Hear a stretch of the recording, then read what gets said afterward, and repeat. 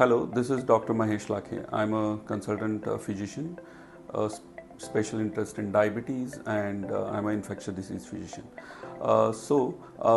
Let's talk about the hypertension और blood pressure. Blood pressure की बीमारी एक बहुत गंभीर बीमारी है। बहुत सारे लोग हम लोग हाइपरटेंशन की तरफ या हाई ब्लड प्रेशर की तरफ जा रहे हैं जैसे हम एज होते हैं या जैसे उम्र बढ़ती है। जैसे आप देखें तो 35 से 44 साल की उम्र में हाइपरटेंशन का प्रिवेलेंस अराउंड 15% होता है।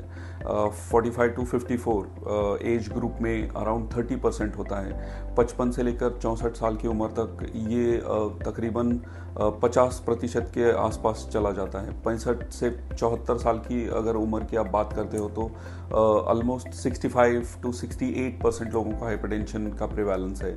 और 75 प्लस अगर एज ग्रुप देखें तो उसमें तकरीबन 78 से 80% लोगों को हाइपरटेंशन आता है और ओवर 80% बाय एज ऑफ 80। सो 80 की उम्र के बाद ऑलमोस्ट 80% लोगों को हाइपरटेंशन होती है। ब्लड प्रेशर क्रीप, अगर आपने देखा होगा कि स्त्रियों में ब्लड प्रेशर की बीमारी जब यंग एज में होती है एज़ कम्पेयर टू उनके मेल काउंटर पार्ट्स या मर्दों में आप कम देखते हो, लेकिन जैसे ही उनकी उम्र 60 क्रॉस कर लेती है उसके बाद ब्लड प्रेशर एक्सेलरेशन जो होता है, इंक्रीज जो होता है, वो विमेन में मर्दों से कहीं गुना तेज़ होने लगता है।